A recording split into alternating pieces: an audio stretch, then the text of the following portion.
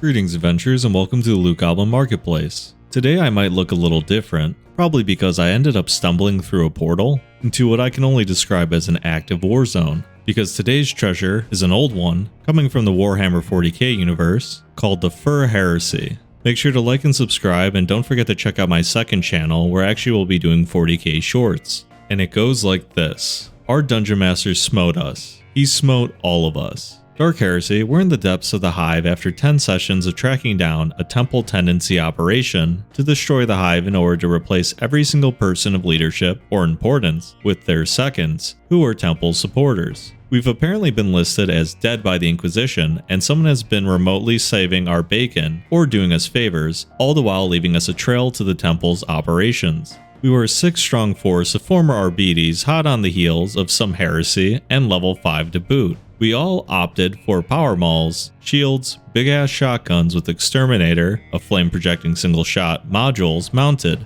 Out from the darkness steps a furry. He is described by the Dungeon Master as being regal-looking and like a dog, but a man yet, and muscular, and wearing a body glove and armed with 2 wicked-looking weapons. He explains in a voice that is described as noble, strong-hearted, but weary, that he is the person behind us being saved, placed as missing in action, as well as a string of clues. He explains he has been hunting the temple tendency and hates the cult for what they did to his race eons ago. He explains he's the last of his race, and he is slowly dying. Chief Arbidi says, "Correction, dead." And we all open up. We murder him with fire. The Dungeon Master rage quit. The next week we find out that the DM was a closet furry, and this was his way of coming out to us, and that DM PC was his avatar. I guess we should have realized it was important when he described every detail of his muscle-bound dog band for about 5 minutes. Oh well, suffer not the mutant.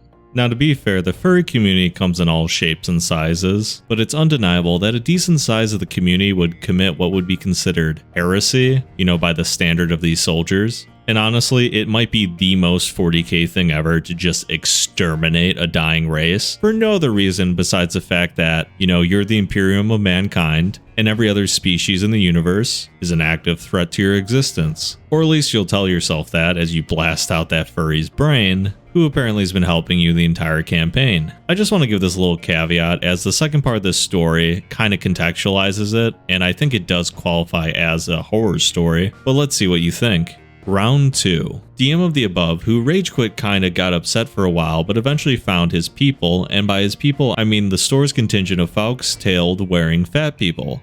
I have nothing against fat people, but I do have something against people who claim to be persecuted for their lifestyle choice when their lifestyle choice involves being a gigantic douche to anyone who doesn't share their love of really weird shit. Anyhow, he manages to dry his eyes and decides to start all over with a more professionally minded and more serious inquisitorial party. And here I thought I was doing my job right. I have a gun that shoots fire. There's a thing I don't like. I shoot them with gun. Problem solved. His new game that is super serious is closed to people who are not serious role players, which means people who are furries are welcome, whereas the rest of us must enjoy being normal people who enjoy goofing off. Just when you thought all dorks were united, right? So he says we can join his game if we make serious characters. His party is full of furries playing furries. He explains this as they are from an ancient alien race, not chaos, that once helped humans, but humans turn on them, blah de blah de blah. They have an ancient secret agreement with the Inquisition per their super secret squirrel arrangement with the Emperor at the start of the Imperium. I realize this could not stand. No furries in my 40k. Chaos abominations are fine. Sure, they're okay. They existed to be burned. Furry race of furries that retcon the whole setting?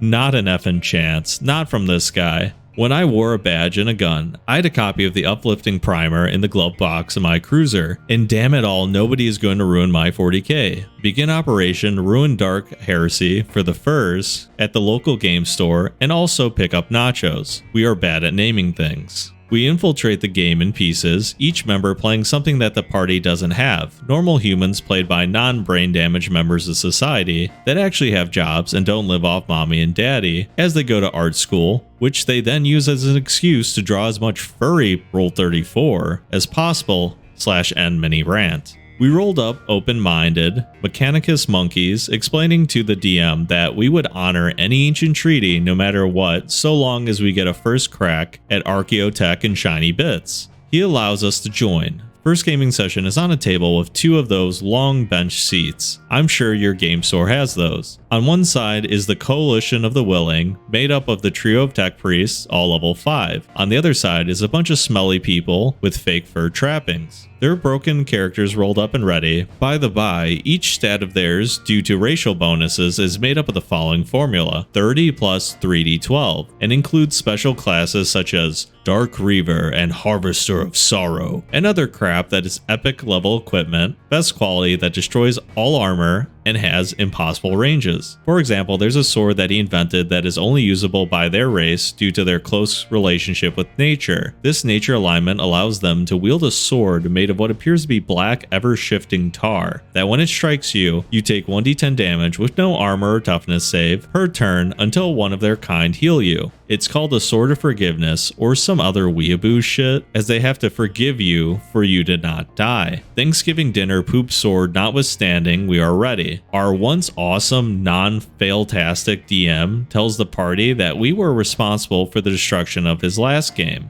They stare at us. One growls. One of them actually effing growled and took his fake tail in his fat sausage fingers and waved it. If people did shit like this 100 years ago, they would be in a place called Wellsville, and they would be exploring a land of electroshock therapy, salt baths, and colonic irrigation with yogurt. The DM says we will begin our story, and he introduces a rule for everyone at the table. He says, anyone who dies in this session is dead for the remainder of the game. No new character, you just have to watch, all agreed? The furries nod. This fat chick with a kind of furry mask thing chin moves like a sack of cream gravy. It's obvious he told them separately that if they wanted to try and kill us with the uncomfortable tar-like stool wand, we would stay dead, and they could get broken XP. Not so fast, furries. I looked at the DM and realized my once friend was now just a frickin' nutcase. It was up to me to bring him back to normalcy, or just break his game like a little kid and be a jackass. We are all level 5. He has allowed us to take 1 piece of equipment from the book and 3 reloads. Any piece of equipment as standard quality and 3 reloads. What about cyber implants or anything else? No, it's broken. We have to earn it, he says. Yet furries have an armor, I shit you not, that is 16 armor on all locations and made of a silk-like substance that changes color based on mood. Yif weave coat. Ugh. We all choose multi-meltas. I'm sure you know where this is going. 10 minutes into our first adventure, on their spaceship that is way better than any Imperial spaceship and is also made out of organic space plants. 10 minutes into inane role-playing about how beautiful and unique all their characters are, 10 minutes into cursing humans and wondering why they have to work with us mechanical men, we decide to gather them all into a room. They gather into this room, a room with a huge armor-plated piece of crystal glass, and they offer to tell us the history of their people. The DM beams. He hands a sheaf of paper to the speaker of truth apparently, an honored position amongst her clan, tells us of this bizarro 40K history where they are behind everything from the rise of the Emperor, the Dark Age of technology, giving the Adeptus Mechanicus their tech and keeping all of this a big huge secret. Then they were betrayed. We listen. This goes on for 30 minutes. It is painful, but the moment of glory is at hand. I make the sign of the cog and offer to tell them a history. They call us liars, but we try to tell them the real history of 40K as far as human reckoning is. They interrupt us a dozen times over the chants of lies, lies, and howling. Yes, they howled. At the very end I say, there is one part to your history you forgot. Human animal heretics. The DM seem puzzled. We say, the part where you die. We opened up with multi-meltas, all 3 of us, overlapping our field of fire at point-blank range. The DM starts screaming at us immediately. The store owner tries to calm him down, but he keeps screaming. He turns red, his hands shake. He is furious. We work out damage to the max, and we cannot miss at this range. The DM returns 10 minutes later, swearing at us and saying, "You're all effing dead. You die. Get out of my game. You are effing vermin." And so on and so forth. But as we leave, he explains that we can't kill them due to the special abilities they have from their belts that allows them to soak the first 50 points of damage, something they created to prevent backstabs from Imperial assassins sent to call the last of their numbers. We left and had a beer. The end. Epilogue. We started going to the other game store in town. We hear that they have their own Dark Heresy setting called Revenge of the Scattered, which the game owner called Revenge of the Scat Herd, all based on the above fluff. Alright, I know the original writer kind of goes very hard on these people, attacking things like personal appearance and obviously intending to sabotage the game from the beginning. I think what we have here is a case of two very different parties coming into contact with each other, and really the solution is parting ways, like we see here at the end. Now, they had their fun, it makes for a good story, but they did intentionally sabotage a game. It is a very 40k thing to do, and I think, you know, in a way they are the better role players because they definitely took their role super serious as a member of the Imperium of Mankind. When you have a bunch of furries, this ancient Xenos race, claiming a bunch of things about the glorious Emperor and all this other heresy, it only makes sense to smite them down. Now, on the other hand, they probably should have just laughed about how the setting was cringe, played their own game, and did something much more lore accurate. In the end, everyone in the hobby really should have more in common than they have apart, and I know it's annoying that they basically retconned everything, but we see situations like this all the time, where people want to play something like D&D, they want to completely deconstruct every single aspect of it,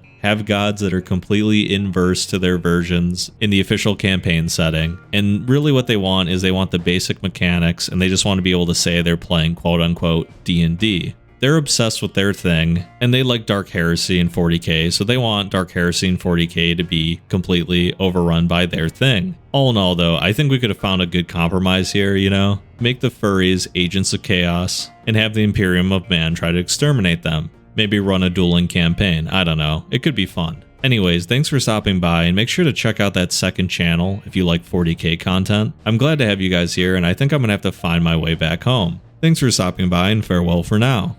Community shoutout time. Thank you Apocalypso, Alfonso, and Bloodsmith Gamer for joining. Thank you for making this all possible with your support. It really means a lot to me.